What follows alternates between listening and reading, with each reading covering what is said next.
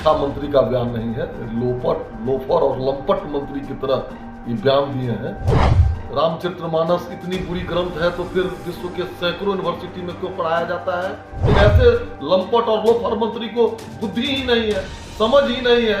ये vote bank के लालची लोग हैं। राम ने पक्षी जटायु को गले लगाया है। राम ने सिखाया है कि भाई भाई के साथ कैसे रहे, पति पत्नी के साथ कैसे रहे।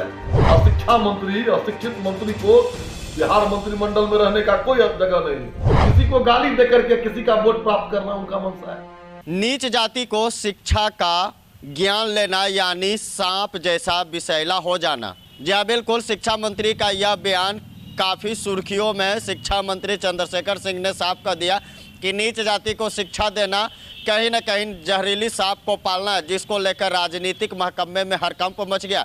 शिक्षा सभी का अधिकार हो, वो नीच जाति का हो, वो उच्च जाति का हो। शिक्षा सभी के लिए समान होती है, लेकिन बिहार में शिक्षा मंत्री ही जब ऐसा बयान दे दे तो समझिए कि बिहार का क्या होगा, जिसको लेकर बीजेपी के नेता भूचौल ने बड़ा बयान दिया। भूचौल ने साफ कर दिया यह बयान किसी माननीय मंत्री का नहीं, यह बयान किसी लंपट या लोफर का। क्या कुछ भूचौल करे, जरा सुनिए। शिक्षा मंत्री ने जिस तरह से रामचरितमानस और मनुस्मृति को लेकर विवादित बयान दिया है, इसको लेकर के क्या कहेंगे? देखिए, ये कहीं से शिक्षा मंत्री का बयान नहीं है। लोफर और लंपट मंत्री की तरह ये बयान दिए हैं। अगर रामचरितमानस इतनी बुरी ग्रंथ है तो फिर विश्व के सैकड़ों यूनिवर्सिटी में क्यों पढ़ाया जाता है? मैं उनसे पूछना चाहता हूं। राम का व्यक्तित्व विश्व बंधुत्व का व्यक्तित्व है। सबरी जी के जूठे बैर खाए हैं राम ने पक्षी जटायु को गले लगाया है।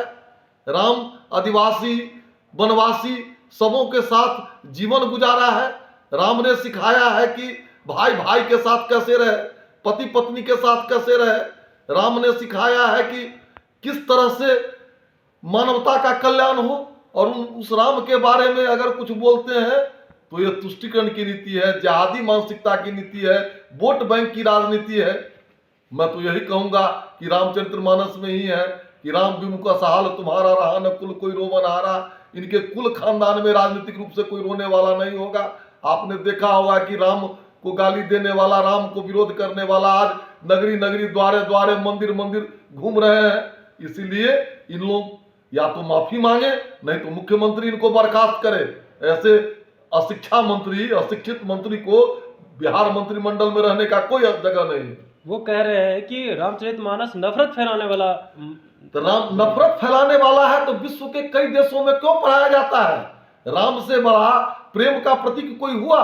राम जिस तरह से, मैंने आपको कहा कि किस तरह से समाज में उन्होंने प्रेम और भाईचारा का पाठ पढ़ाया है। बैर न कर काहू सन कोई, राम प्रताप विषमता कोई, दैहिक दैविक भौतिकता पा, राम राज्य काहू नहीं व्यापा। रामचरितमानस को समझने के लिए बुद्धि चाहिए, लेकिन ऐसे लंपट और लोफर मंत्री को बुद्धि ही नहीं है, समझ ही नहीं है।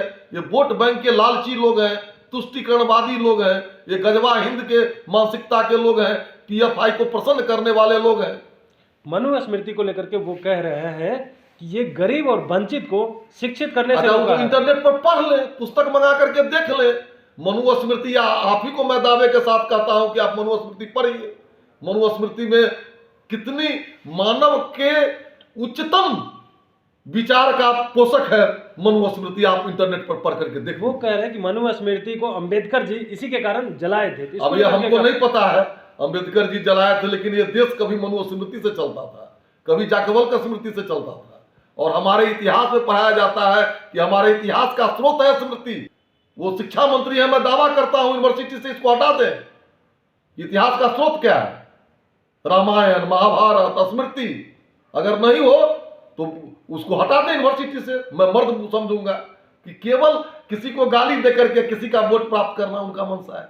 तो आपने सुना कि हरि भूचौल ने साफ कर दिया कि जिस तरीके से शिक्षा मंत्री ने बयान दिया कि पिछड़ा जाति को पढ़ाना यानी सांप को पालना, वो और भी विषैला हो जाते हैं, देश को बर्बाद तक कर देते हैं, जिसको लेकर राजनीति महकमे में हड़कंप मच गई है। और यहाँ तक कि सबसे बड़ी बात जो सामने आती है कि शिक्षा सभी का अधिकार है, इस पर किसी का कोई जोर जबरदस्ती नहीं है।